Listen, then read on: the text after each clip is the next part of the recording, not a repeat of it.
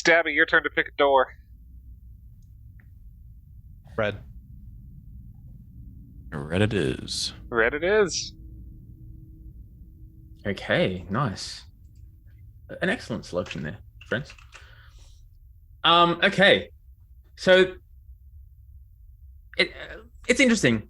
Little Billy wanted to be a part of the adventures, but he's like, "Yeah, I'm just gonna hang out with Vivian for a quick sec. You guys handle this one, yeah?" Nah, I'm not going in unless little Billy's going in. Yeah, little Billy, you got to come with us. You're part of the group. You're part of the group. Let's go. Yep.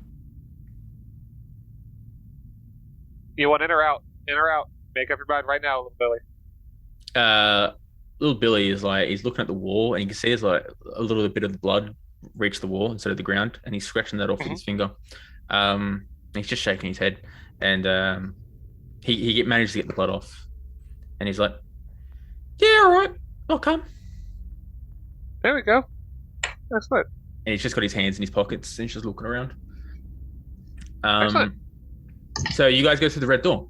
All three of you comedically, yet again, united push against this door. And this time you don't crash. You've got the handle of it now. Like, you've got the hang of it, I should say. And, it's just perfectly executed. You're pros now at opening doors for sure. And you enter a room. Nay, a stone palace even. Stone walls surround you, standing at least 10 stories tall. Vines, seemingly undisturbed for centuries, grip against stone wall and floor alike. Directly ahead of you are two things of note.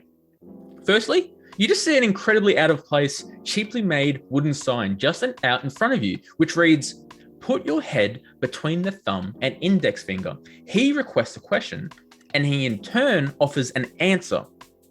Secondly, and most obviously, you see the largest fucking hand you've seen in your entire goddamn lives. From what seems to be made of marble or this white stone, this gigantic hand shoots out from the wall in front of you with its hand closed, albeit for its thumb and index finger that's pointed out, leaving a space just between the fingers.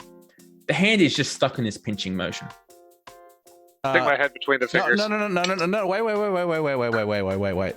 First of all, the sprinkler told us all these rooms are optional. Okay? Yeah. The trials are optional. And so far we've lost 2 arms for 2 rooms. Yes. Oh. I stick my head between the thumb and the finger. Little Billy, do you want to explain what happens in here? Since you knew what the chair does, so you must know what this room does. Yeah, you can ask any question and you'll get an answer. Did you ask it a question, little Billy? I don't need the answers. All right, I want to leave the room. Okay. Just to be clear, you can ask anything. Stuff you shouldn't know, you can learn right now. So if you find yourself in a weird world where you just have no idea what the fuck's going on, this is your chance. Yeah, I stick my head between the thumb and the finger. I don't think that's necessary. It totally is. It says you have to stick your head between. So on the sign, it's like, you need to put your head between the thumb and the finger of this massive hand. So you've got this hand that's just like, it's inanimate, but it's like out of this wall. It looks like it's crashed into this wall, and you've just got this massive hand in a pinching motion, and it's just waiting for you to put your head between it. All right, so Logbrak, is that what you're doing? Yeah, that's what I'm doing. Yeah. All right. Okay. Logbrak, as you approach the hands, and you precariously waft your skull between the fingers, you feel a sensation throughout your entire body. You know in you that this statue or this stone hand is ready for your question, or whoever he is that the sign suggested you ask a question to. Did you want to ask, do you want to work as a team to figure out what question you should ask if you're going to ask one? Probably, since his head's about to get fucking squeezed. This all on him. He wants to ask a question. I just want to leave the room. What is your question, Logbrak? What is the most important piece of information we need to know about our quest right now? All right, Genie rules here. I can give you a dumb fucking answer if you're not specific. Yeah, you asked what the most important thing to know is. He's gonna say what we need to know, but he's not gonna tell us the information that is like okay. In that. I'm gonna be like, I would say like something fucking like, teamwork is an important concept when you're dealing with others. Ask him how we beat William. What are we trying to beat William or ask him for help? I think I guess that's fair. I don't think we're gonna ask him for help. He's hunting us. He is hunting us, but we are also. He's the only person who can turn it. Yeah. So we beat him. We beat him, and then we have him. Our dog friend. Look. Here's a question. Isabel, from the coconut. It's like, hey, how you going?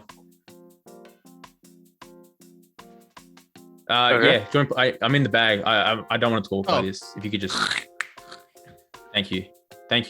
Can you just place me down in front of the sign so I can just talk to you? Yeah, I'm grabbing her like a bowling ball again though. Thank you. And if you could just present me in front of Ninji, in front of Stabby and Logbrak. Okay, so yep. So Ninji, you present. Perfect. So my friends, I feel like right now you guys are in a world you don't particularly understand. I have a lot of questions myself, and if I were physically here, I'd love to ask this statue a question. Yes, there is a risk involved, but I mean, you guys are disciplined adventurers. I'm sure you can handle something. I don't understand why the world is as disjointed as it is. Like I said, there are previous groups of people that have come through, and it has never been so disjointed like this before. It seems like there's cartoonish shit just popping up all over the place. Technologies we've never seen before. There's something weird about you guys, and you're changing the world around you. And I don't know why. I have a question that you could ask, or I have something you could ask if you want to, Logbrak. Ask, is Isabella a danger to us? I'm not. Well, no, you don't get. You can just find that out. I'm not. I'm the only one who did any sort of checking up on that coconut so far. Nobody else has even bothered to check up on that coconut. I'm one of the good guys. Yep, that's me. Yeah, there you go. Okay, but I'm going to do with what the coconut. I'm putting her back in the satchel. All right, bye guys. Cheers. What the coconut so kindly and semi-metally advised me to do, and I will ask. How did you word it? No. Why is the world so messed up, so disjointed? I mean, I don't want you just copying and pasting my my question. Right. But I mean, like, I'm not. I know I suggested something through character, so it's kind of awful for me to say that. But in saying that, like, I think try to think of something in your current situation. What's going to help you the most? You know, outside of curiosity, what's going to actually help you the most on your adventure right now?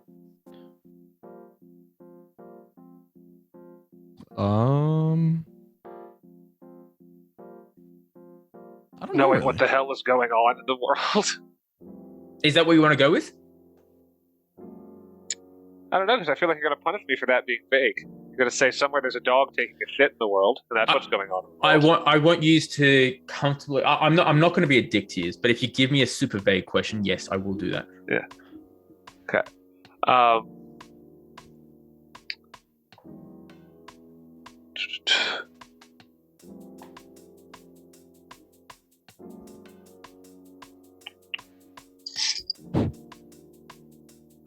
If our goal is to defeat William and become non-skeletons again, what is the secret to the next room? How do we get through it? Well, you don't. You just walk through it and you get back out. Isabella is just saying. That's true. Okay.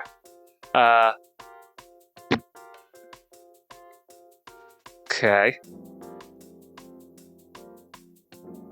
Stabby, you're quiet there, mate. I want to leave. I mean, if you're going to get a free answer out of it, and you're not even going to get hurt out of it, then surely you're curious about what you should do.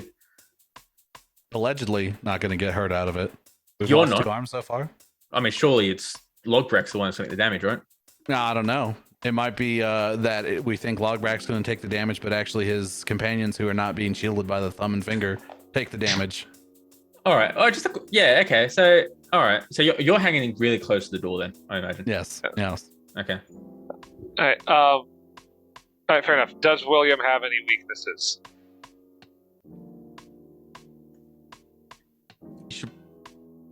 You should probably ask what his weaknesses are. What? What are William's weaknesses? Yes. Good catch. Thank you. Okay, so I'm gonna give you some context behind William. The voice bellows from somewhere, but the room shakes as it utters these words. William has no weaknesses in this world, nor does he pose a threat to you at all. Okay. That's probably a good answer. And little Billy is smirking to himself. Fucking idiots! Why'd they ask that question? He's thinking in his mind, but he's sort of murmuring it rather. Anyway.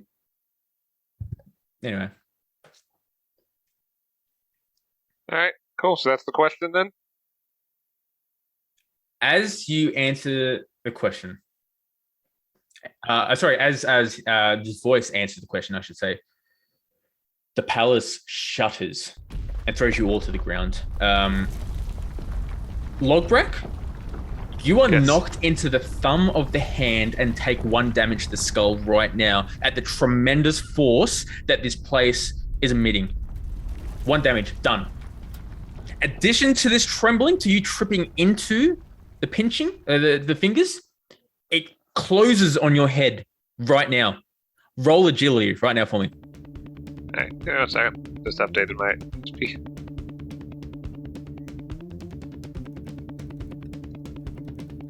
Boom. Holy shit. Nice. Okay. You are quick. You slither your head beneath the hard crashing of stone fingers colliding. The room continues to rumble, and parts of the ceiling begin to crash onto the ground beside you. Pieces of flooring crumble, and the great marble hand disintegrates into a soft white sand, leaving the hole where the hand was exposed. You look over to that hole, and there's nothing. Not dirt, not sunlight, not stone or moonlight. Just void. What are you doing now? The room continues to shake. Pieces of floor are just dropping into the floor, and you can see that under the tiles, under the stone that's dropping, more void. Soon, eventually, all the floor is going to be vanishing beneath you, and there will be nothing for you to stand on. Yeah. I gotta leave the room. Stabby, why are you in here, man? Why did you want to come in here? I want to leave the room now. Let's go. As you are talking, more and more are falling. Ninji, you haven't done anything. Roll an agility check right now for me. 7. One of the stone bricks beneath you falls, and you jump out of the way just as you feel the shaking beneath your feet. I yell Ayo out as I do this. Yep. Wow. Again, agility check right now for me. Ninja. Again? Yeah. Dang. Are you getting out of the room or what, dickheads? Yeah, I'm leaving. I'm leaving. out. Yeah. With the 9, I do a fucking somersault out. Okay, cool. So you're out of the room now. What about little Billy? Little Billy, the stone beneath him is falling into the ground. It's almost like he's just picking out the exact stones so he can walk out super casually. Super easy. Does he know exactly which stone is going to fall? You can ask him. Little Billy. Yeah, mate. There you go. How the fuck did you just do that? It's the aviators. We're the aviator friends. Yeah. Can we get our sunglasses from little Billy? Yeah. Oh, well, I mean, Stabby and Ninja, you've got them already, but he hands over to Logbrak the final set. This is the only one. Oh, like, I didn't mean for it to crack. It was just, I know. I want the cracked ones. Oh, sensational. He really didn't want to give you his clean ones, his unbroken ones, so he just like hands them over to you. That's fine. No, I want the yep. All right, and away we go. So do you have to have these aviators equipped, or does he have special ones that he didn't disclose to us? I feel like they're just normal aviators, my guy. Yeah. I remember I asked him what happened when he put them on, and he went, I got perspective. They make me look like Top Cruise, like Top Gun. I look like Tom Cruise, don't I? And he A little poses. bit. Yeah. I can see it. Yeah, cheers. You look a little like a George Clooney yourself. Sick. And he fist bumps you. Appreciate that, little Billy. Alright. So there's just one more door left, right? Dimian pops up. Yep. Just one more. And you're good to go. Alright. Through the last door then? Yes, sir. Let's get it. Okay. What color room is that? We've done Blue. Yeah, We did blue, red, yeah. green, Blue. yellow. okay. There we go. Okay. So all of you push against this door, and little Billy doesn't try to worm his way out of this one. He's with you. Across the other side of the room sits a large, as you step through, it sits a large muscular creature, flesh red and scarred. From floor to ceiling, all surfaces around you, including the door you entered from, is covered in the most beautiful etchings. You see portraits of people, animals, scenery. One entire wall is dedicated to a town you've already been to, though different, but more realistic. You see Dunevale, recognizable by the lean-tos and the waves across the water, though these waves, they're on an ocean, and out on the horizon across that ocean is the main continent, where you all know everything was before. Ninji, you are drawn to this art. In the landscape, in fact, on the left side of it, you see Joseph, you see Jillian, and you see another man with them. They're huddled under a lean-to doing something. Ninji, what are they doing?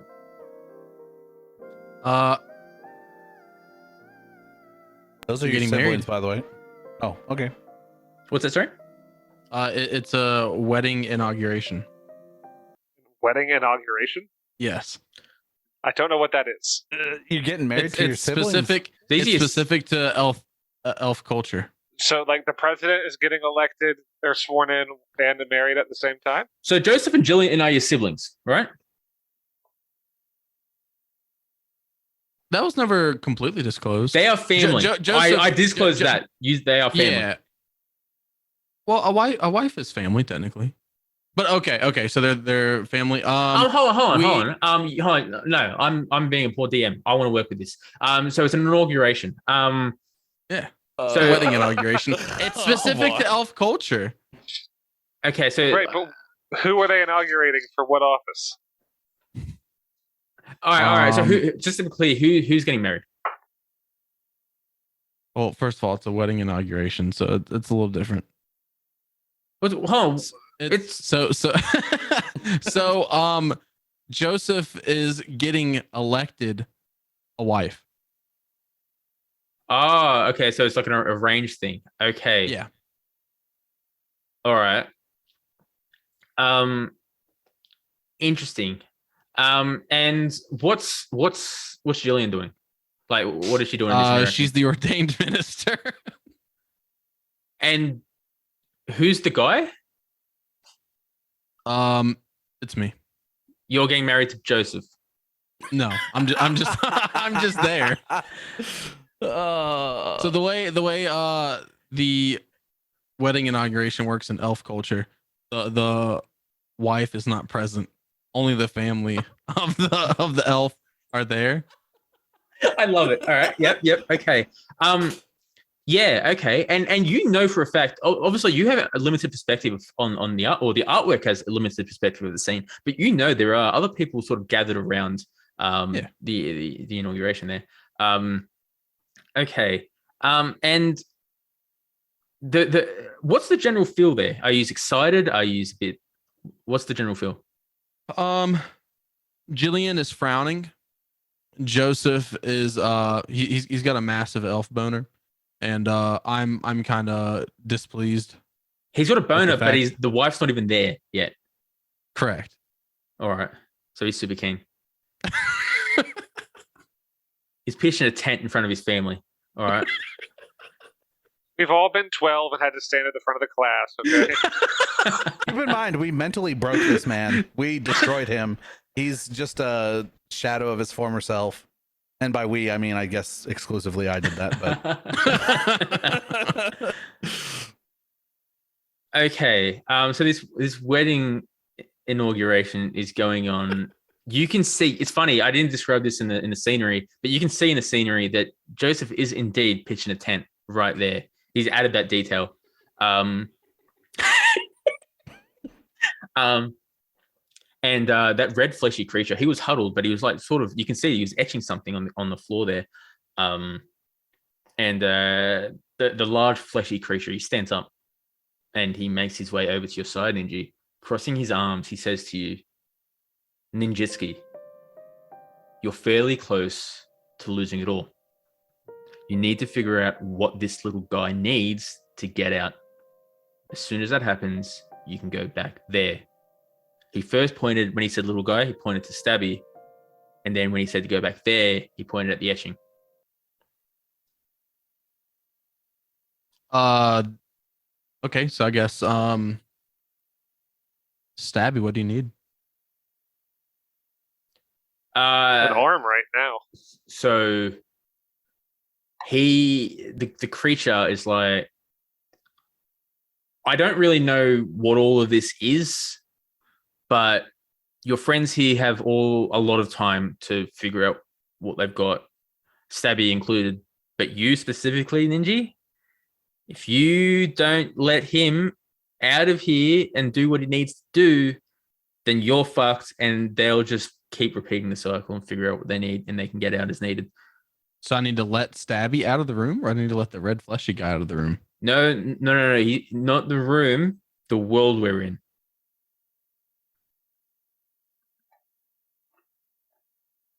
What in the fuck? Stabby, thoughts? Yeah, so he cut you off real quick. He says, yeah, there's another room where you can ask any question you want. I'd probably use it on that. Okay. So I'm gonna go back to what was that? well, first of all, every time we've left a door, the door's turned into a wall. And second of all, that room collapsed. There's no chance you've already completed that room. The creature says you still got that open. Like, it might be just so much easier if you just have you done it already? You have done it already, haven't you? Technically. Oh no. What a shame. If you just chose the doors to the right, maybe you okay, whatever. Anyway. So we did them out of order, basically. No, I think Pete was gonna flip them on us, regardless of which one we went into first. No, not necessarily. I feel like that's a very strong possibility. I wanted to leave that room without asking a question. I'd just like to point that out. True. Good job, Pat. Where he's like, well, I mean, you could have stopped him, but you didn't. Look, it's not about that. All I'm saying is, he looks over at Logbrak, and he's like, "You're gonna be done soon. I can tell that it's gonna happen. Don't worry, Ninji. You're sorted already. No issue with you. But in saying that, they're not gonna pull the three of you out until they sort out Stabby, because he's the most important one here for their reasons." Okay, so we need to get him to the powers that be. Who needs to I don't know what it is, mate. I don't know. So the finger room, is that inaccessible completely? Well, you did it? Then yes. By the time, how long ago did you do it? There might be a few stone bricks. Roughly about 3 minutes ago. Was the hand powder yet? No. Yes. All right. So Isabella, how the fuck do I figure out what Stabby needs? Has he still not checked up on Isabella, trying to do a perception check to test her motives? Hi there, Ninji. Yeah, hi there. So don't remember what Logbrak said. What do you need? Look, I'll be honest with you. I've been on your side this entire time. I've been trying to help you out. But I can't tell you exactly what the problem is. It's one of the what Stabby needs. He needs to come across it organically. Otherwise, it's just not going to work. It's one of those situations where something needs to activate in him. organically. If you try to fabricate it by, falsifying what he actually needs, then it's not going to work. And yeah, he won't get out of here.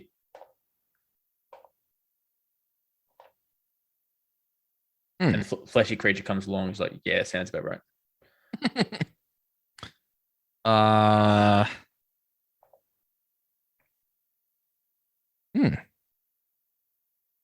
Guys, thoughts? Can we leave this room? I sure do trust that coconut. Do you guys trust that coconut? Yeah, I think Logbrak. I think they trust us. Why are you even questioning it? No. Logbrak, they trust me. I'm very trustworthy. Let's just get out of here. Okay, we're just gonna leave. Okay, where are we going then?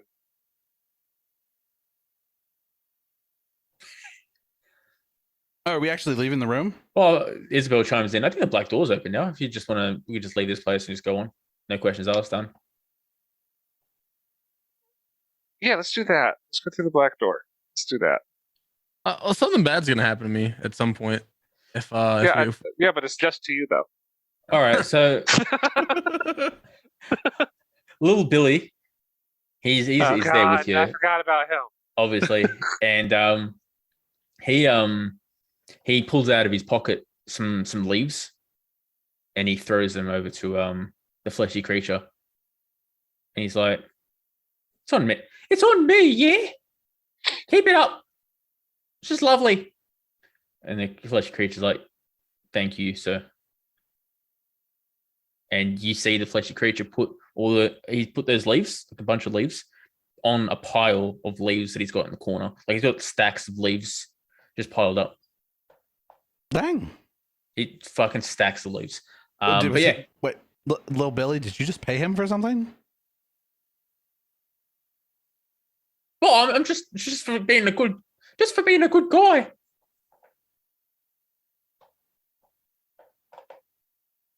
Ninji? No comment. All right. To the black door. Huzzah!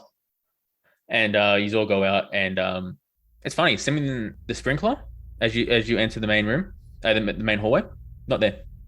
It's gone. The fire sprinkler is not even up in the roof. It's the ceiling. It's like there's this like just looks like it's pulled out.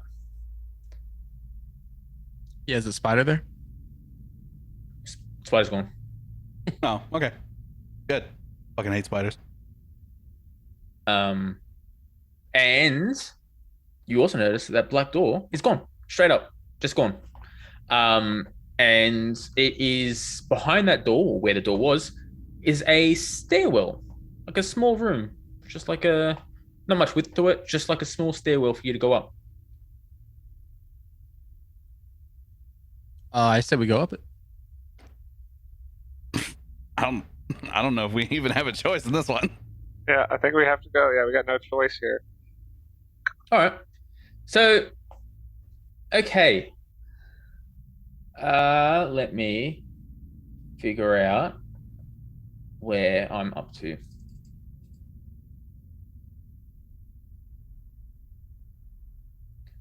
Okay. So, in this moment, you guys stepped through where the black door was. You went through both trials and tribulations to get to this point, and you pass through. And as you all enter the stairwell, this black door reappears, and you can tell it's sturdier than the rest of them. There's no way you're going to be able to make some hole through this door. There's no way of going back. It's done. It's done. Stairs the only way up. Do you proceed to go up the stairs? Yeah. Cool. So as you go up the stairs, there are obviously different floors to this building, but all the floors, the doors to the individual floors are blocked off. Just like blocked off with like timber nailed to the walls on either side of the doors. Blocked off through like with fridges, with vending machines, with goddamn like oxygen tanks. It's just like various objects that have just blocked up these doors, and there's just no way for you to open it. I mean, you can hospital try beds. Hospital beds? Yeah. No hospital beds. Okay. And as you go up, you do find that about halfway up, you realize there is a voice. And as you're going up, Stabby, you're sort of like dragging your hand against the wall of the stairwell. And those walls are like made of like sealed concrete bricks, grey from top to bottom. There's a handrail, sturdy and seemingly newly painted in a similar grey fashion. Stabby, this reminds you of the underground parking garage way back then. That voice you could hear before, well, you know the voice. I mean, it rings a bell, but Logbrak, you understand it more so than the rest of them, because these are dwarven voices, laughter even, and above you in the stairwell. And here we go, back into the British accent. Yeah, boys, apparently they're coming this way, eh?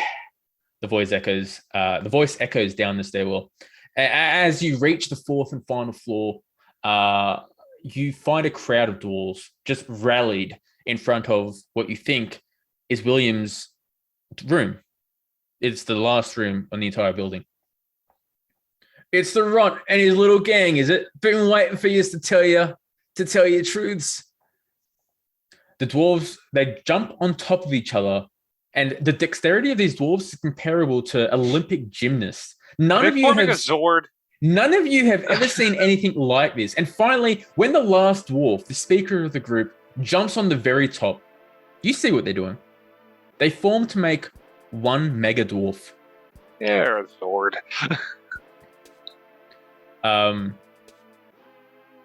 Yeah, roll initiative, eh? Roll initiative, let's do it. Wait, the dwarf in character told us to roll initiative? Roll initiative. Play TTRPGs with me, friend. All right, we got a 9, we got a 2. We got a 9. Mine's a Nice. 5. 9, Okay. 5, 9. Is initiative, is it all rolls, Rock, or just skill checks? It's anything that uses agility. Look at you guys go. So we got Ninji. We've got, who's next? Pat. Logbrak. And then Stabby. Stabby. And then Mega Dwarf. Okay, because I've rolled the 1 there. So yeah, this is basically to paint the scene. We are at the top of a stairwell, and you are on this rather narrow little platform where you've got one Mega Dwarf protecting the entrance to a room that you just need to get into one way or another. And you guys are standing in front of the stairs, somewhat almost precariously even. Ninji, would you like to take your turn? I sure would. Sets a D6, yeah? For damage. Would you like to attack? Would you like to do something within the role-playing space? So this mega dwarf doesn't seem isn't hostile yet. It's just in our way, right? Well, he's blatantly just invited you to challenge him. So yeah, you can tell by his presence that he's ready to fucking attack. Boys, do we commence in warfare, or should we skirt? Ask him if we need to fight. Do we really need to fight? Yeah, Mr. Mega Dwarf. Yeah, it's me. Must we commence in hand-to-hand combat? Oh no, it doesn't need to be hand to hand. What And if in that moment, what he if pulls out this fucking fire sword. It's so fucking amazing. He's like, "This isn't a hand. This is a fire sword." And yeah, All right. no, there's nothing. You're fighting. Is it a knife? This ain't a knife, mate. Can I This is in a a last ditch fucking effort? knife. Can I, in a last ditch effort, challenge him to an arm wrestling contest instead? Roll speed? In this moment, give us just one moment, and they all disassemble and they all huddle. They huddle like they've got like in a circle. And they're like, "Do we want to fucking arm wrestle?" It's like, "Oh yeah, no, I could take him. I could take him. Nah. I do. I got fucking bigger arms." And you can see them showing off their arms, and the rest was like, "Nah, fuck it, I could do it." I was like, "Wait, boys, I got a better idea." And in that moment, they all reassemble again, and they pull out this little table that was like they go into William's room real quick. They pull out this little like red Chinese table. It's really nice. It's got a really vibrant red to it. It's perfect. It's really, really nice. And he pulls it out and he folds it back out, and he's like, all right, so here's the table we're going to do it on. And they're challenging you to an arm wrestle, or you're challenging them, but they're going to maintain the mega dwarf status as they do it. Okay. So, what is the arm then? 2 dwarves? No. So what I'm going to do is their power is united. They are a team. We all know the mega rules, right? Yeah. Clearly, we're sophisticated people. So realistically speaking, all their power is united. Because obviously arm wrestling is also about like your grip on the floor. Your arm wrestling is also about like your shoulder muscles, about your arm, of course, and also about the mind game. So it's all working together, right? It's a cohesive unit. So who would like to arm wrestle with him, with them, the entity before you? Can we form our own Zord? You tell me. That's also what I was thinking. You tell me. Yeah, maybe we need to touch our rings together, like I mentioned earlier, and bring in Captain Planet. I'm willing to give up my torso to let Stabby use me as a mech. No, you don't want to. I don't want to make it so like you have to lose health just to interact in this way. How do you guys see yourself? Like, no need to hurt yourself. Just what are you doing? Dwarf on the elf shoulders and wielding me with both arms. Wielding you with both arms. What's being used for the arm? Like the wrestling. Hey, my whole body. Oh, okay. So he's got you by the legs, and you're sort of... I don't have a hand on my one arm. That's okay. You got a stumpy a mallet thing. Yeah. I'll use me mallet. Do you say that? Huh? What is it? What does that give me? Speech? Yeah. What is speech going to do right now? They'll just be like, "Oh, we hate mallets." All right. Tell you what, but you can't beat me with your weak hand, or I'll get me fucking mallet. Oh, oh! And in that moment, they're all like, they shiver a little, like quake in their boots. They're like, oh, I thought this was the fucking run of the litter. No one told us he's got a mallet. And in this moment, they're just like, look, if anything, the mallet is scaring us into using our strong hand. So, okay. Good job, Pat. All right. Well, if we're not going to Zord, I shouldn't be the one to arm wrestle because I take a +1 penalty to skill checks.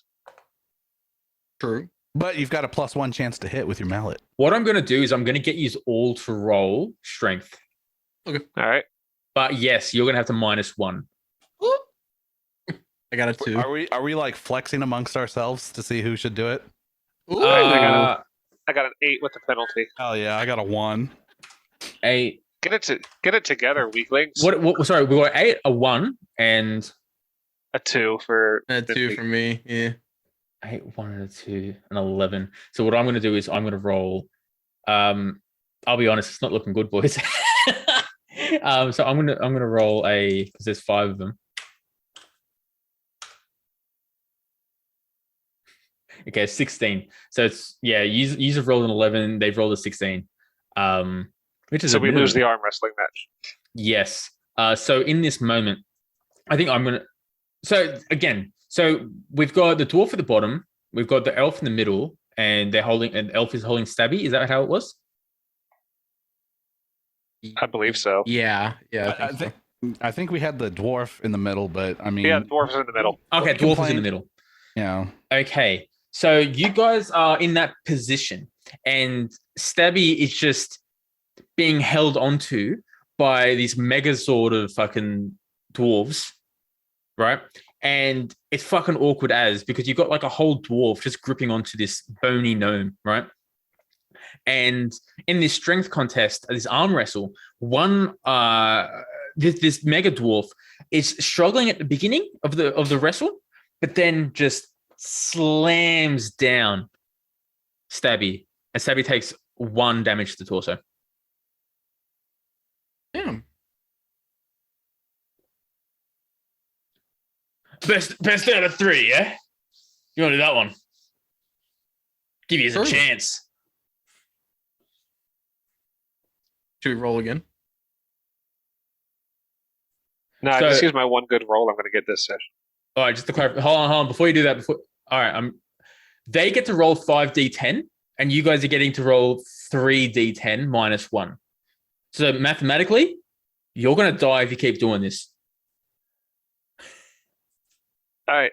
So we're still in initiative mode. We're still in combat, and it's still Rock's turn. Yeah. No, this is not combat. This is Okay. yeah. All right. If I go for their legs now, do I get surprise? Yep. Cool. I'll go for their legs. Okay. What I'm going to do is I'm going to give you you know what? I really want this to happen. I'm going to can you make an agility check with advantage for me, please? So double Yes. roll, right? Yes.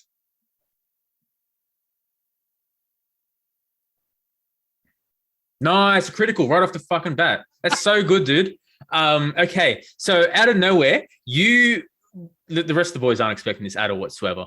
But Logbrak, you disassemble the the duo on top of you, and you fucking just belt it straight for the legs of this mega dwarf. The two above you just sort of like crash onto the ground. You don't take any damage. I'm in the middle. There's only one on top. Oh, okay. Sorry. Yes, I keep saying that. Stabby, you just fall to the ground, and then Logbrak, you charge for the legs of this thing, the left leg, we'll say, and instantly the whole bunch of them lose fucking their balance, and they fall apart. Now, what I'm going to do, Logbrak, real quick, can I get you to roll a I guess it's a 1d3, but double it. But I'm also going to make it so there's half damage to whatever you do to the rest of them as well as they fall and crash onto the ground. So roll 2d3. Yep. Oops. Well, I guess I was just going to do 2 and then 2. So 4. I'll make it 4. Don't remember rolling again. So we got 4. You did 4 damage there, right? To the one on the left leg.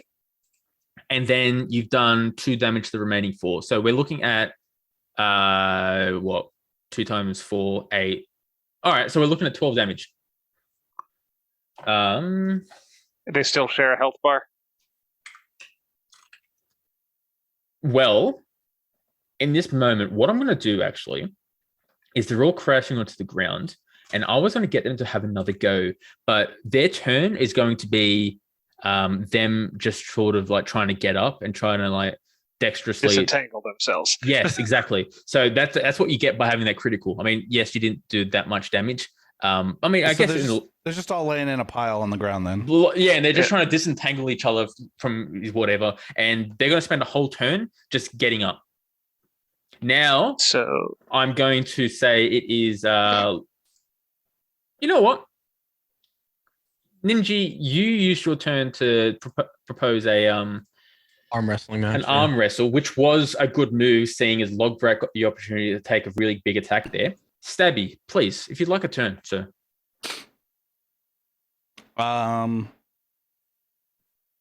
you should go after the one I did 4 damage to. They all share their health bar, so Oh, okay. Is little Billy still with us? well, sure am. All right. So do those glasses have any stats on them, or they're just sunglasses? They make you Aviators. look really cool. All right, I'm gonna flick the sunglasses out and put them on. I'm gonna go stab the dwarves. Little And Billy meanwhile, is so. you know what you should say when you put the sunglasses on? This party's now in the arms trafficking business because we're missing our arms. Little Billy laughs hysterically. Guys, it's because we're missing arms. Guys, it's because we're missing arms. Well, 3 of us are. Well, two I two chop of off us, the elf's and one arm of so us he sort of. fits in with the rest of us. No, he does lost- not. He let go. Absolutely not. I mean, he did lose his arm that one time. Yeah, He exactly. did because he wouldn't move out of the way of the damn tree, eating it All right. slowly. So, am I rolling a chance to hit? Yeah, if you're an attack, yes. All right. You've rolled a 6, which I'm going to say, because they're sort of not in a mega position, I'm going to say it's an attack. Is a hit.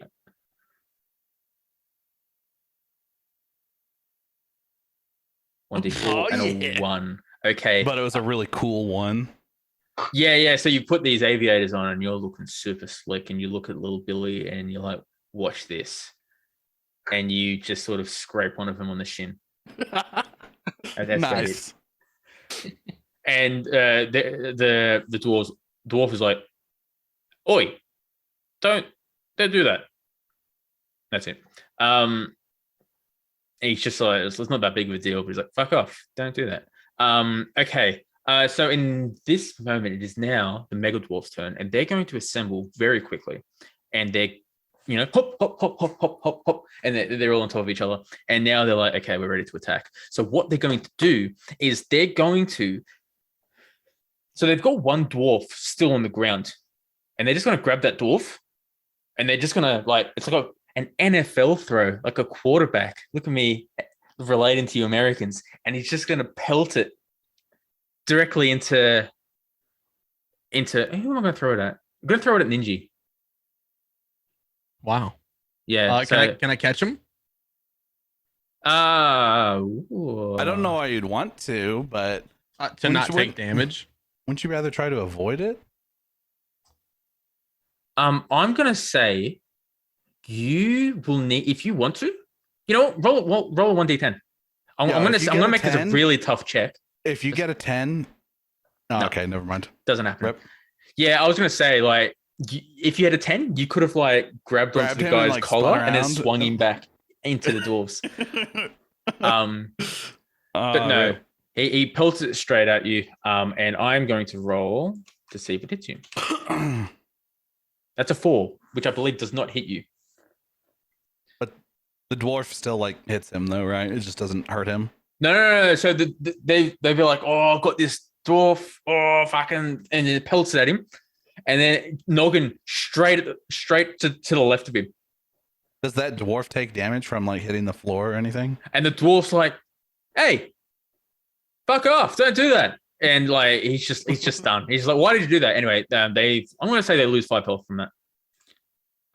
Straight up. But that one's just like, you know what? I don't get paid enough for this. And he walks down the stairwell.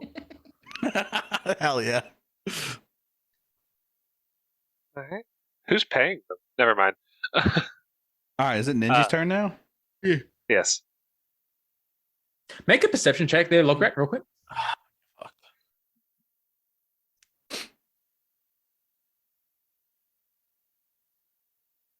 Seven after the penalty. Okay. Yeah, as you ask who's paying them, you see a whole bunch of leaves in the corner there. Oh, you fucking bastard. Little Billy, what's with the dwarves? Oh, I'm out of here.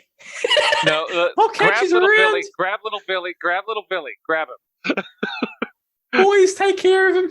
And he I walks. run after little Billy in a tackling motion. No, I can't. It's not my turn. God damn it. And he walks through, and he's like, "I'll catch you around." And he goes through the door. The door that's not a door? No, he goes through to William's room. Oh. Okay. Okay. All right, so Why are you guys getting paid in leaves? it's their currency. Don't worry about it. I love goes it? leaves. We're saving up to buy our own tree, mate. You want a tree? Why? Because they're horny? What the fuck are you talking about? Yeah, the trees around here are all horny. Not Like, around here. They're pretty rapey. He looks at Stabby and Ninji. Is this fucking guy always like this or what? Yeah, pretty much Yeah. exclusively. How do you? Am Why I do lying you about deal the with it? rapey trees? Why do you deal with it? Hey, Logbrak, you're making us look bad in front of these other dwarfs. And I think you should care the most. Out of Yeah, all but I of don't. us. I'm better than these dwarves. I'm Yeah, better but than these dwarves. your aviators are cracked. Yeah, my whole body's cracked. I have tin can as a hand right now on a At least you broomstick. have a hand. Hey, My shoulder hurts like hell because somebody put the axe in the wrong way. the I mean, mega you asked me dwarf to. goes out for a fist bump to Stabby. He's like, "Yeah, this guy's a fucking. What has he got about?" I can't use my right arm actually. And sorry, whose turn is it now? Ninji's. Ninji. I rolled a 4. You did. Um, What was that for? You just attacking? yeah, I think it was chance to hit. Yeah. Okay, so that's a miss there. And so, okay, well, if it missed, then there's no need for damage. Yeah. Exactly, sir. Okay, so now it's the mega dwarf's turn, and It the mega is? dwarf is like just he's liking Hey. Stabby. Is he going every other turn? Yep. Damn it. So basically, I'm going to say bosses, essentially, quote unquote. They go every second turn. So yeah, Mega Dwarf.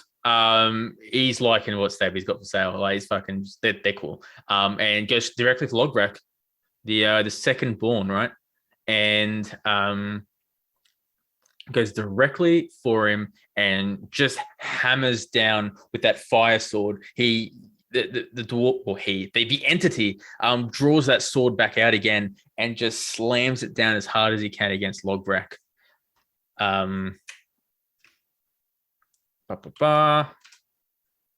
And that's a hit, I believe. Yep, it is for 1. Can you roll to see what limb I'm hitting? Yeah. I'm actually a little bit scared now. I don't want it to be a skull. I'm pretty sure you just hit me in the skull, buddy. You can roll a 10. Right arm. What'd you roll? Oh, sorry. Ah, crap. I'm fucking everything up right now. Okay. What's that? Right leg. What's your right leg look like? Right leg was fine. Okay, cool. So it's 1 out of 2 damage there. Beautiful. As long as it wasn't the fucking head. Whew. Well, he's got extra head health. No, he's at Okay. 1 left. Did he only have 2 to begin with? Because he should have yeah. had 3 since he's He a had- dwarf. Oh, yeah. No, because Yeah, I believe you lost 1 Yeah, I'd already damage. had 1 damage. Yeah, I've taken 2 damage. Right? Yeah. Oh, and rip. So good thing I picked a dwarf then, huh? Yep. Okay. So it grabbed this flaming sword. It's like a flaming scimitar, and it strikes it straight down onto Logbrak. And Logbrak, this is a massive hit against your leg. You literally, like, it was going to be against your head or your torso. It's like the center of you. You moved just out of the way, but still it hit you in the leg, which is why it's done the damage as you've rolled. And to the turn, it is now Logbrak. It's your turn. All right. So the guy who was paying you, he left. So you're not getting any more money. Do we have to keep doing this? Oh, it's half now and half later. Oh, how many leaves is he giving you? Bet you'd like to know. You're not getting any more leaves, mate. You don't get any. No, I'll give you more leaves if you let us go through the door. How many? How many leaves you got on you, mate? You're gonna have to wait till I'm a skeleton right now. I can't carry no leaves, but you let me go through. I'll What's bring you the- all the leaves. What's the amount of what's the opportunity here? And I'll be honest, if you give me an outrageous number of leaves, I'm gonna know you're lying. But if you give me a decent amount, 2 hefty Stop. garbage bags. okay. I was gonna give you a perception check to see like roughly how many leaves there were in the stack that he's got behind him to sort of give you an evaluation. You know what? Do you want to do that? And I just cut that out of the recording. Do you? Yeah. I can roll No, perception. fuck it. You've already said it. No, fuck you. All right, 2 hefty garbage bags full of leaves. Here we go. What's a garbage bag? You know that sack that little Billy carries around all the fast food containers in? One of them. Roll a speaking check. This is going to be your turn, by the way.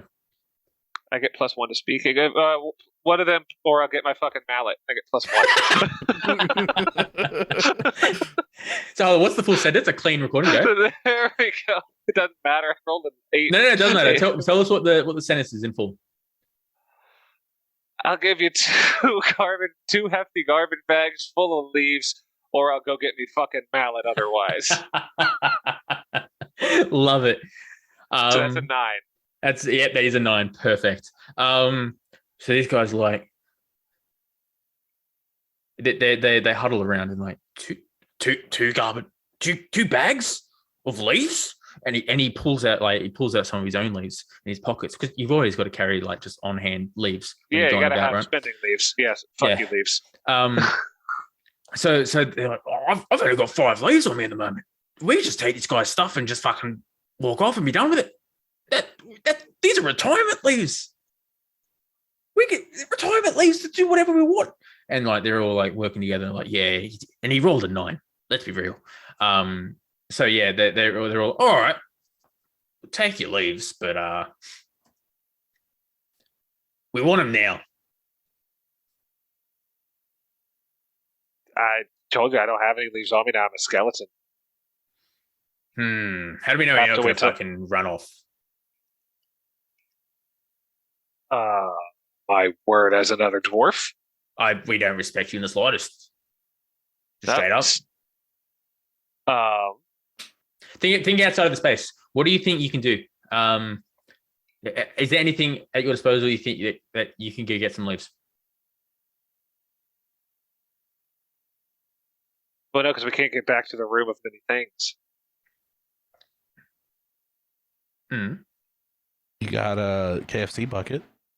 I do have a KFC bucket. I'll give you this KFC bucket. It means the world to my family. It's a family rule. And if I don't bring you leaves back, you can keep this KFC bucket. This is the symbol of my family. He's a colonel. He served in the military.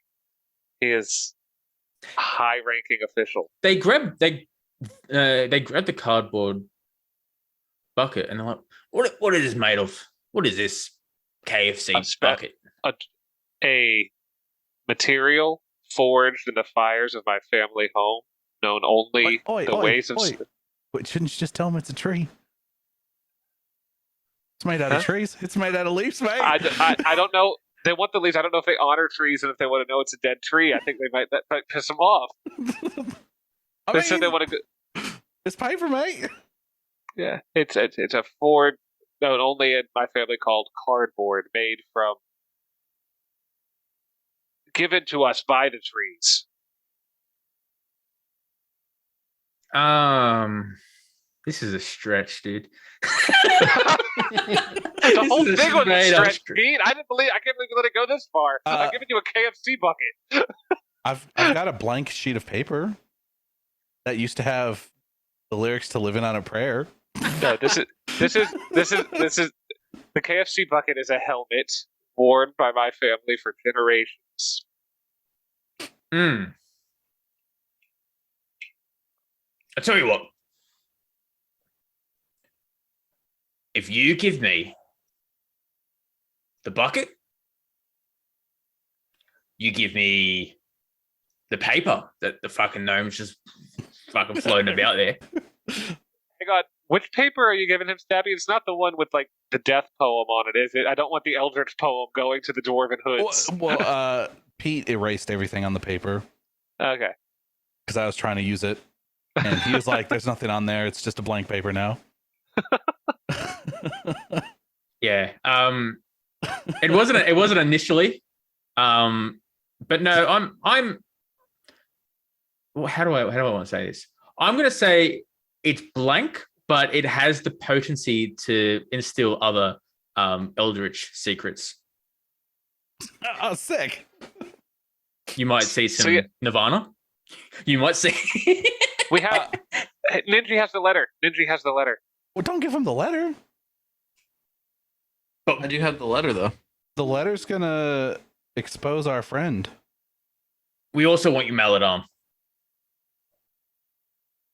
You want the mallet arm? We like it. His broom. All right, I'll give you the mallet arm if you guys, with your dwarven magic, will help me put this axe on my arm the correct way. No. Leaves, No. dwarven magic, paper, No. sacred helmet. Nah. You've got cracked sunglasses. Do you want the whole arm or just the end of it? Just the end bit? Ooh, I want the all of it. Give him your sunglasses. We don't want the sunglasses. The we sunglasses don't make me want- look cool. I'm not taking off the sunglasses. They make We me look don't cool. want Williams glasses. You don't want women's glasses? Williams. Oh wait, these glasses are all the glasses Williams or just the cracked ones? I don't know. They just got Williams glasses. Oh, Williams pretty cool. All right, right, fine, fuck it. We're in the arms trafficking business anyway. Deal. All right. So these dwarves wander over to you. Take your arms. Take the bucket. Take Just the one arm, right? No, take the arm. Yes, the Okay. makeshift arm you've got. Take the bucket and take the note, and they just huddle in the corner. They don't walk off yet, and they start writing on this piece of paper. You don't know what the full lyric is, but it's like smells like teen something is the first few words they're going to write on there. And like, get out of here. Just say we got defeated. Just say we got defeated. And that's it. They wander off and they go down the stairwell. You can hear their little feet tipping and tapping. They're like, these suckers. These fucking suckers. They don't know what they got rid of there. And they don't even know that we didn't even get fucking. We got the money. We got the leaves from fucking William already. Madness. Anyway, so Oh my fucking god, Little Billy. what? Is it short for William? So you go through the door.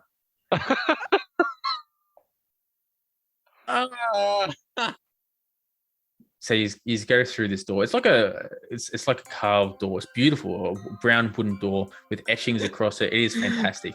It's beautiful, and you open it. And it's got like this like sapphire doorknob, and you just like open the door and you just go through, and you see little Billy is just sitting on this leopard print couch, and he's got like he's not wearing any clothes except for like these red speedos on. And he's got these aviators on, and he's laying down on the couch, and he's just like, he's got his like his elbow standing up his head. He's like, well. So I guess you never thought that little Billy was William. I mean, your name's Billy. No, he's just figured it out. No. You can't say you're like, oh, I knew the whole time. I mean, I suspected the whole time. I just never said anything. No, I knew. Not even a little bit, mate. Fuck off. No, I knew. This is my great reveal. I got a question for Little Billy / William the Necromancer. Did you turn us into skeletons because your lifelong dream was to go adventuring with a party of skeletons, and that's the only reason? I didn't turn you into skeletons. Who did? Oh, that's just how this.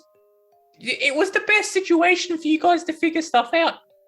And in that moment, I just want to give you a brief description of the room you find yourselves in. So it's a black and white checker flooring, like it was in the lobby. And then you can see on the right side, there's that window that you guys were trying to view before that you didn't manage to do. And there's this cleaning lady at the window, and she's actually pulled out the bars so that she can clean out the area. And yeah, if you wanted to do that exact move, then yes, she would have you would have been able to access the window because she pulled out the bars. But yeah, you also see on the left side of the room, because that was the right. On your left, there's also this young woman that's just sitting on this chair, and she's reading this book. A young gnome woman, a little bit lanky for a gnome, but yeah, she's just reading this book, and it's like she's not even a part of the situation at all whatsoever. And little William, he's just like, I don't know what you need. I'm sorry, Stabby. I'm sorry, Ninji. And in that moment, you hear some more footsteps going up the stairwell behind you, and it's heavy footsteps, heavy footsteps, and barging through the door behind you, because you've walked sort of in the middle of the room there, is a velociraptor. and immediately the Jurassic Park theme song starts playing. I won't be able to do that. I just have to whatever. It's like right at the end where the T-Rex saves all the humans. The velociraptor is just charging through the door, and it's pulling out this roar, and then it shapeshifts into this older gruff bloke, just a man, just a bloke, and he's got this army jacket on. It's like torn up a little bit, and it's got like this he's got these denim pants on with rips in them, not in the cool fashion at the knees, they're just like ripped a little bit, and he's got this like brown walking boots in, and yeah, he's just like, so you made it. No, hold on. What was the voice? I don't remember. We're trying to do Irish for the leprechaun. Is that a mighty accent? Can I do this one? It is now.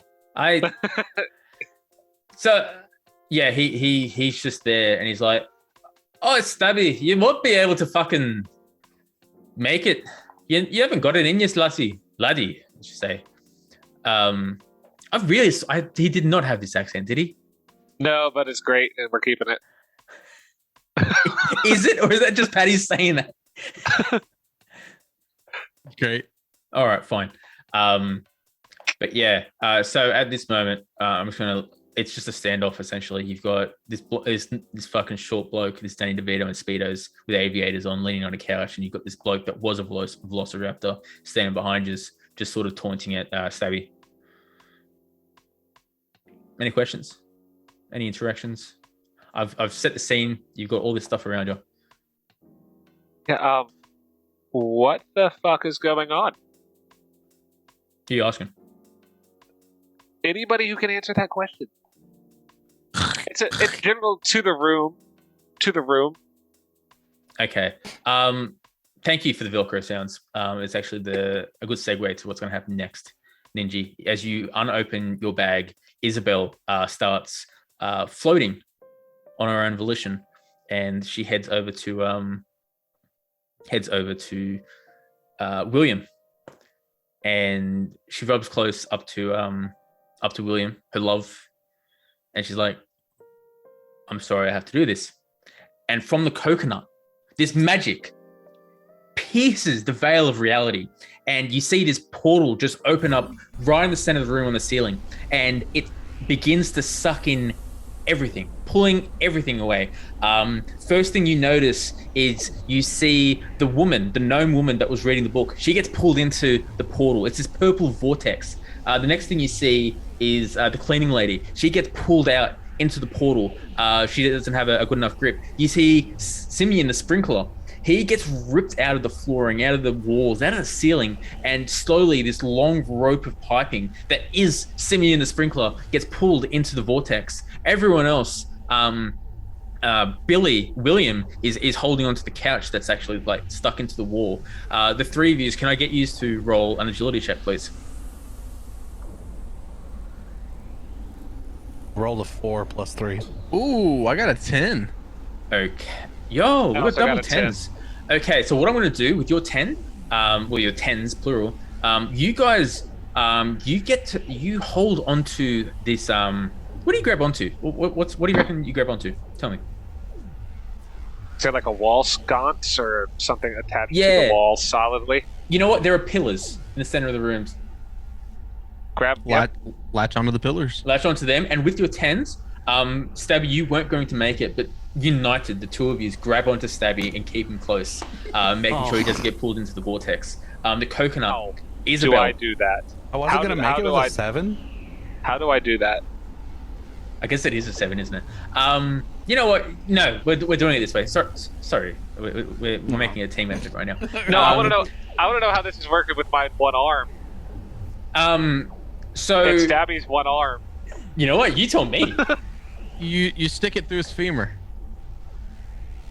No, I have to hold on to the pillar. I hold on to the pillar with my legs and lean backward, Matrix style. You have two. Matrix style. And you I have grab 2 arms. Stabby. What? You have I 2 don't. arms. No, I don't. No, he's got one arm. I have one arm. And I grab Stabby with my good arm. You could grab onto the pillar with your legs. That's what I just said. I'm leaning back Matrix Aren't you style. helping him, Casey? I Okay. lean back Matrix style. And I grab him. But the wind starts to take me. And then the elf grabs me just at the last possible second with his perfect 10 roll. And he's holding onto the pillar with one arm. And me and Stabby with his other arm. It's pretty badass. And in that moment, we become a true team. Perfect. Couldn't have said it better myself. And in this moment, William is like gripping onto the couch and he has no idea what the fuck's going on because he's like, he knows magic. What he does is he places this massive fucking elastic rubber umbrella across the top of the vortex and seals it to the ceiling, but it doesn't look like it has much durability to it. He just needs to buy some time to figure out what the fuck's going on. And he screams out to the coconut, Isabel, what the fuck are you doing? Oi, you putting portals in my room? This is William's parlor. I put portals where they're supposed to be, love. And in that moment, Isabel's just like trying to fucking break the umbrella. And at that moment, you also see the shapeshifter behind you, the leprechaun, the velociraptor, the new man before you. But this man, Stabby, you know exactly who he is. This is the one individual that robbed you of all. The one guy that burned you is the one guy that took away your sense of trust in people. And this is the one guy you can't defeat. And this guy, he walks up to you and he says, he repeats the interaction that you started off with. He says, are you going to try to stab me again?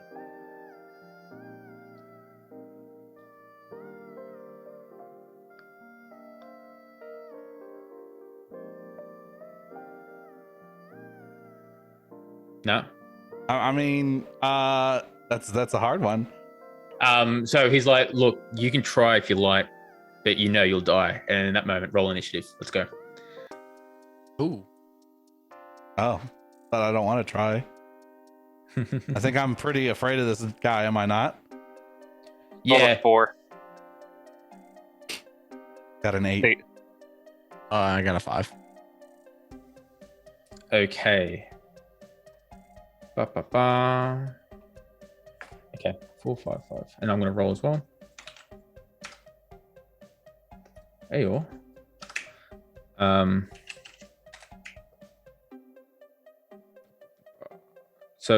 What's the order? I'm mixing up my numbers.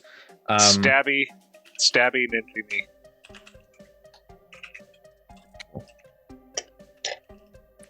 Awesome. So it's in this moment. So basically, just to clarify who's in the room right now, you've got Isabel, you've got William, you've got you 3, and then you've got the shapeshifter, right? The rest of them were sucked into the vortex already. And as you're readying yourself for battle, you can see that the tension on this umbrella that's sealing the vortex to the ceiling, keeping it away from you guys, it is breaking. It is cracking already. It doesn't have that much time left. And in this moment, you see straight off the bat, the shapeshifter, he lunges straight for Stabby. And what he does is he takes out this old rusty knife. It is just this old rusty thing. It's fucking nothing. Like it's barely a weapon fitting of a shapeshifter. And he goes directly into Stabby's shoulder. Or he aims to, at least. So he's going to roll a damage here, a chance to hit rather. And I believe that hits, right? Yep. Okay, it pierces straight into the shoulder, wedged right in between that, the collarbone and the shoulder bone. And it's just pierced straight through you.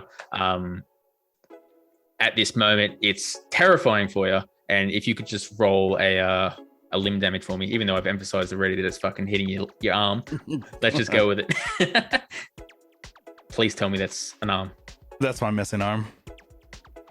It's even worse. Okay. So it's right in the socket. Right in the socket. No, it doesn't do any damage. It's like phantom pain. It bothers you.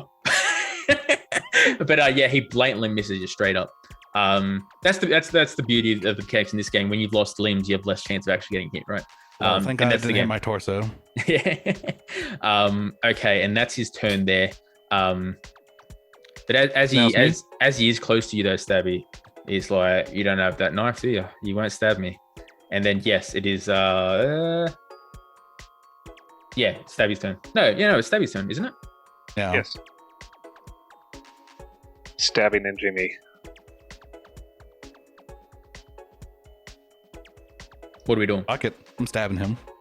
Yeah, stab are you? Yeah. You're doing a chance to hit with disadvantage, please. Oof. Okay. Yeah, you think about going for the hit, but your arm just doesn't lift. Dang, 2 sucks. And then he's not a boss, he's just a guy, right? It is Ninja's turn. You're going for the attack. The 4, you won't do the damage, won't hit. 4 won't hit. Oh, gotcha. Okay. So here's the thing, right? You went to pull the string, but you zapped yourself. You forgot, my bow's a German guy. He wants great truths before it can attack. And you stuffed up. Logbrak, your turn.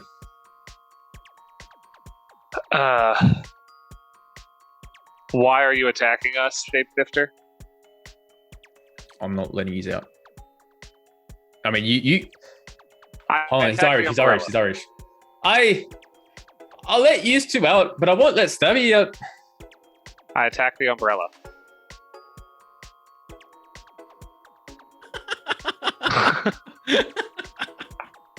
Okay. How am I going to do this? I didn't anticipate that in the slightest.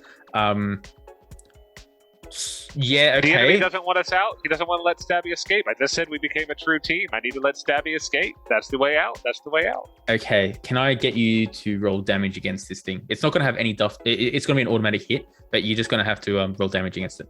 I'm going to make up some health real quick for it. I'm unarmed, yeah. Yeah, I guess you are. 2. Okay.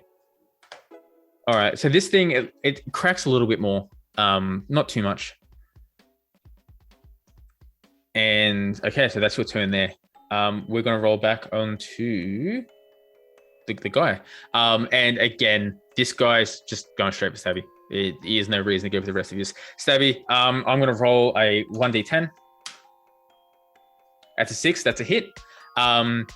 This guy, he's not messing about this time. He grabs the knife with 2 hands, puts it above his head, and he just tries to stab you right into the middle of the torso.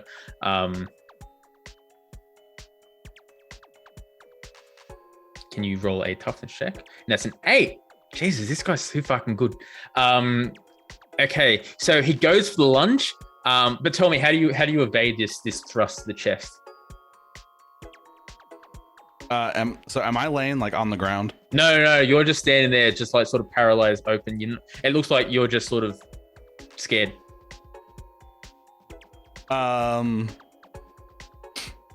Is there any light in the room? Yeah, there's light. Yeah, okay.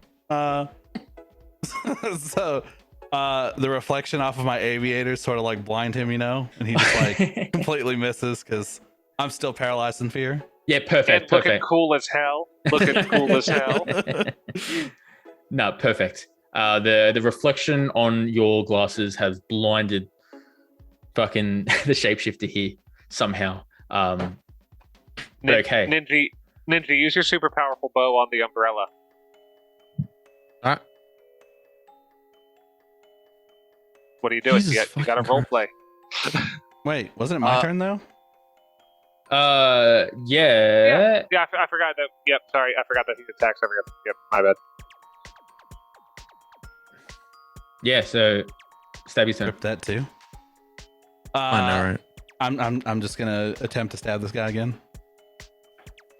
Nice. There we go. So you go for that measly hit, and it's a critical fail.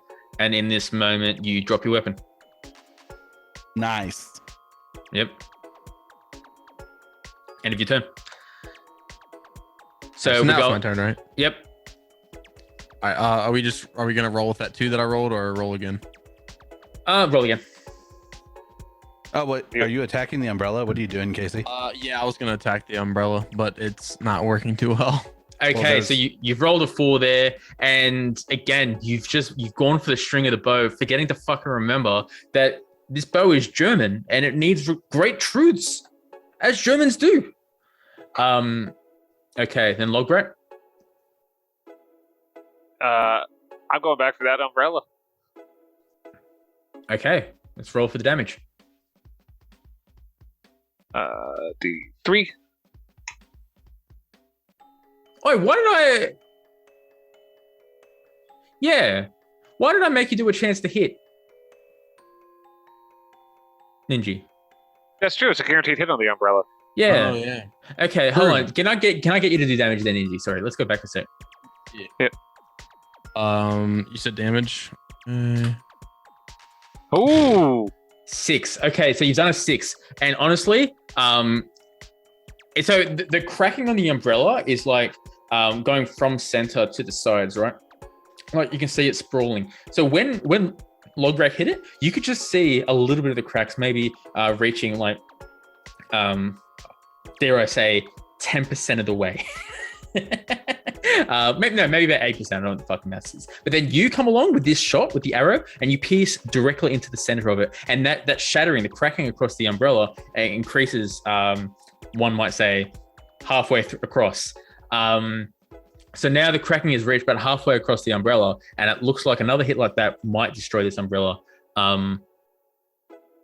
But in this moment, Isabella's like, do you know if Stabby is sorted? This is being asked to me. To the group of yous. I I have no idea what Stabby needs. All right, because if you try to leave, Stabby might not be able to get out. But he's not going to get out anyway. There's a giant leprechaun velociraptor stabbing him. And okay, so that's the end of the turn there. Logbrak, your turn. Oh, sorry, Logbrak, you did damage, yes? Yeah. And you did 1 damage? Yeah. Okay, so it's a little bit under just half now. And then that's going to be the man's turn. Stabby, you realize you don't have the weapon in your hand anymore. You dropped it, right? Yeah. But you've got another weapon. You don't know how it got there. You've just got in this one hand that you've got this like rainbow striped dagger. It's very modern, like our day modern. Like it's like a multi-tool sort of knife. It's like a kunai knife, like you see on Counter-Strike, right? Okay.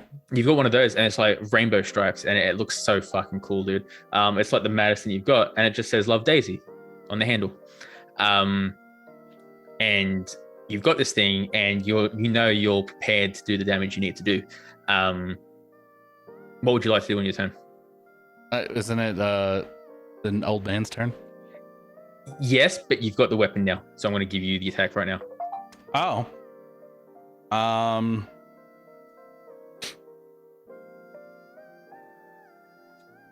Can I just put the dagger down and tell the guy I don't want to stab him anymore? I just gave you a cool weapon.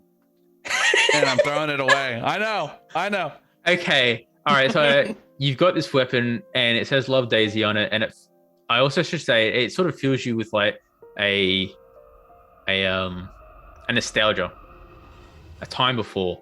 And okay, so you look at the dagger, and you're like, "This isn't the way I'm imagining," and you throw the dagger to the side, and you say, why are we fighting? Why do we have to fight? Can we sort this out, right? Yeah. Okay. I'm gonna say this shapeshifter.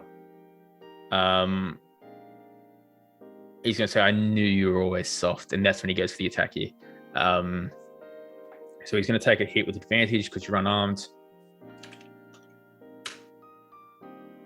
and it's a miss. And I'm gonna say, in this moment, Stabby, you reach something in your core being. You realize that there's, I don't know, a part of your personality extends. There's like, you open up a little bit more, and you realize there's a little bit more depth to your character. And it realizes in you something, that there's definitely something valuable other than stabbing. And in that moment, Isabel says, "He's good. He's ready to go. Let's do it. Let's get the fuck out of here." So yeah, I believe now, whose turn is that? That is Ninja's turn. Sweet. Can I roll an agility check to jump out the window? Shoot the Why are you umbrella! jumping out the window. Shoot the umbrella! If we can leave, if we can leave, why are we still fucking with That's the the umbrella? way out. Because It's that's the way out. The portal to the good place. Hold on, tell me what you're doing. Go. Go jump out the window. Whatever. I don't care. I'm sorted. jump out the fucking window. No, fuck them. Don't be like, oh, they're laughing at me. Do what Ninja would do. Go, please. Yeah. Jumping out the window. All right. You don't need an agility check, but you're gonna take damage from falling. Yeah, that's where the agility check would come through. Okay, so go roll an agility check. Oh my god. A 3. Okay, so you're going to you've fallen 4 stories, dude. You're going to take one.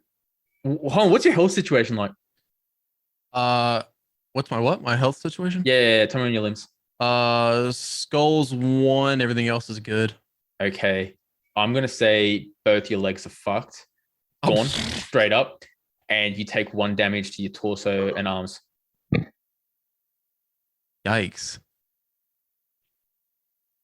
All right. And it's funny, in that moment, you also see the mark that's on the ring as you. So you said the legs, my legs are gone, so 0. Both of them are gone. Yep, 0. You don't have legs anymore.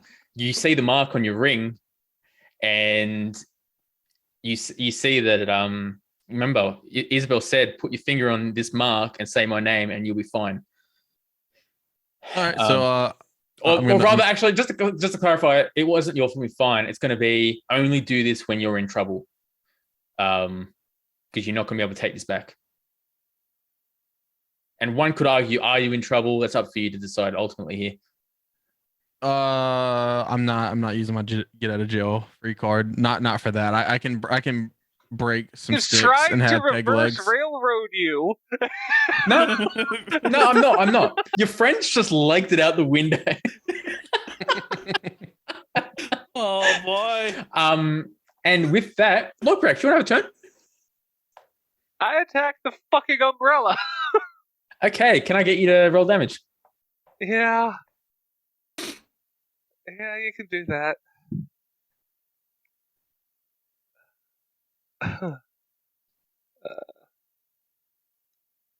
Okay, it's a 3. So this thing is so close to getting destroyed. Like, one more hit, pretty much, it's fucked. Like, it's fragile. It's like glass now. It's just like one hit will do the job.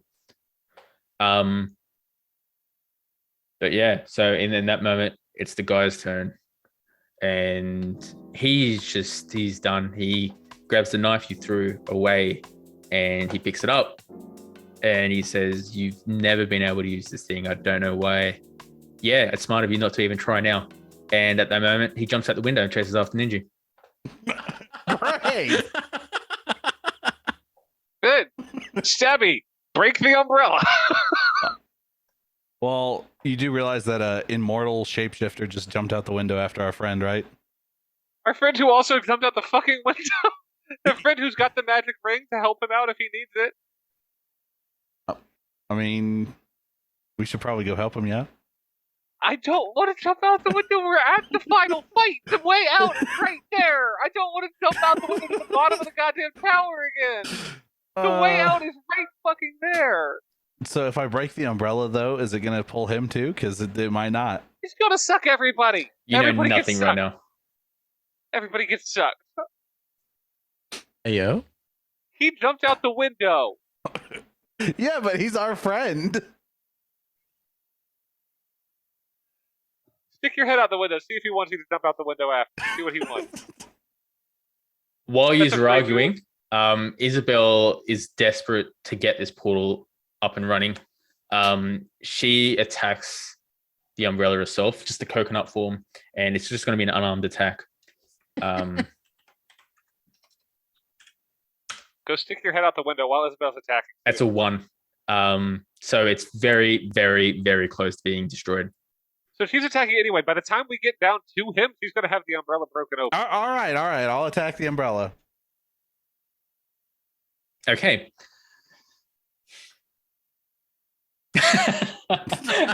One more hit until it is destroyed. This time I'm not lying. Oh, hey, look, it's my turn. Now hold on. Before you do it, you see Isabel talking with William, and Isabel is just like, this is the way forward. I've got a plan for us all. It's going to be fine. I know this is the normal way we do things, but everyone here is sorted. We're able to push through. That portal is the answer. I know you don't understand, but I can't tell you. I'll tell you on the other side. And William just, he knows he's going to get sucked in regardless. So he's like, okay, whatever. And yeah, is that when you do the hit?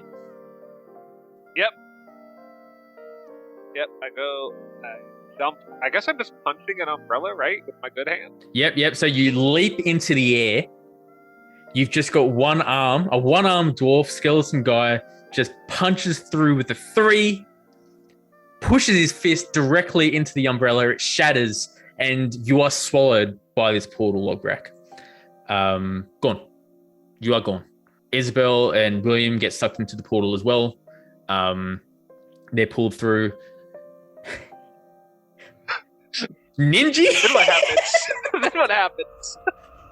What you see before you see this shapeshifter, and you are just sitting at the bottom of this fucking place. The shapeshifter, he's turned back into the velociraptor and he's legged it. He's gone. He's just running the opposite direction, right? Ninji, all you can do is just pull yourself out with your arms across the grass, right? And his broken arms, by the way. Yeah. They're half shattered already. So you're just pulling yourself along, but you look back and what you see is that this portal has taken everything. It has taken half the building already. It's just growing and growing and growing, getting bigger and bigger, and it's just sucking in everything. You see the void that you saw in that hole with the white arm, the white hand that was in that pinching motion that told you a great truth. You see that void again, just being stripped, or rather stripping the reality that's around you. It's like none of this. This was a big scene. It wasn't. There was something not true about the world that you sit in right now, and the velociraptor you see in the distance is just running and running and running as far as it possibly can. What are you doing? I know my friends are sucked into the portal, so I'm going to crawl towards the portal. All right. Why did you bother jumping out the window? To get away from the the bad guy. You We should drag. have fun getting to this point, and he jumps out the fucking window.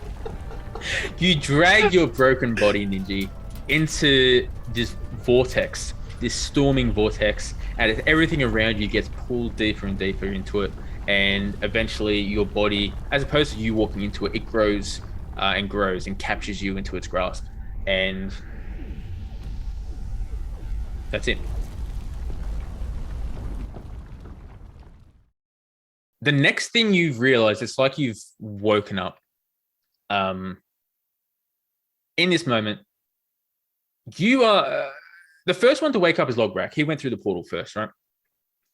Logbrak, you're sitting in this iron chair, and there's tubes around you.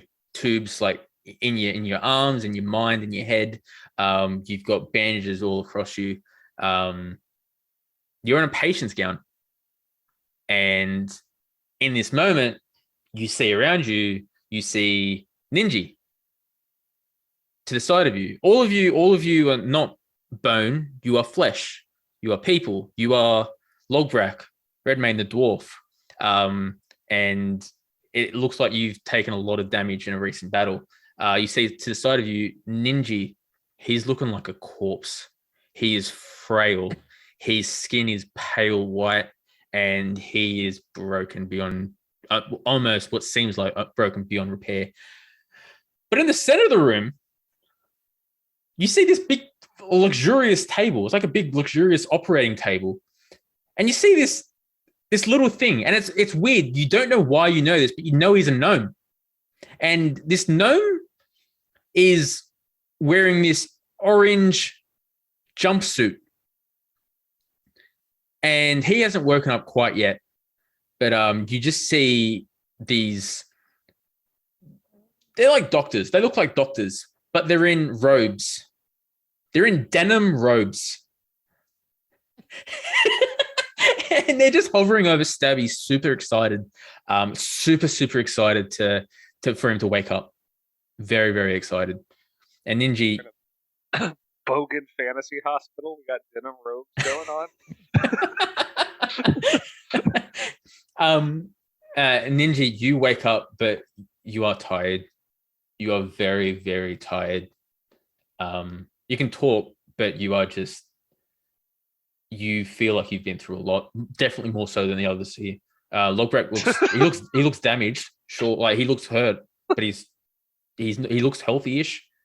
You've got Gnome, but he's sitting on the operating table in the middle there. Stabby, he's looking okay, strangely enough. But yeah, these doctors are just super keen to hear what he has to say. Stabby, you wake up. What do you do? I'm on an operating table. Yeah, you're on an operating table in an orange jumpsuit.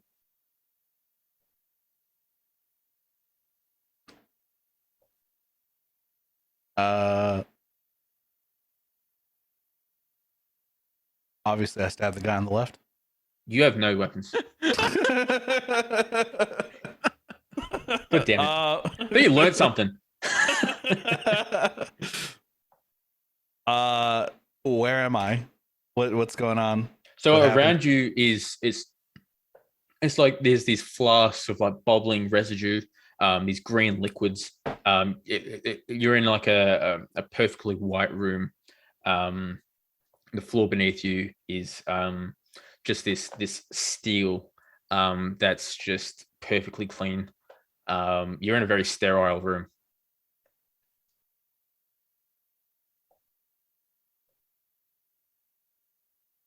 There's probably scalpels around, right? Jesus Christ. Don't give me ideas. Why am I wearing orange? It's my least favorite color. That's the first thing you say. Yeah. That sounds like something Stabby would say, if I'm being It honest. does. Yeah. That's in Where's my character. trousers? Trousers? No, that's right. He does have. He's the only one with trousers. Okay. What sort of voice do I give these guys? Actually, you know what? No. Bogan. They're Bogan doctors, we decided. Okay, fine. Fucking oath, mate, he's alive! We done it! We done it good! And they fucking give each other like the rowdiest handshakes you've ever seen. Yeah, fucking so good, son. So good. And they pat each other on the back and they're just super happy. He's like, what's your name? And he's looking at you, Stabby. He's just like super excited. His hands are like glued to the table intensely. What's your name? Give us what you know. Reveal your secrets to us, mate. I'm Stabby.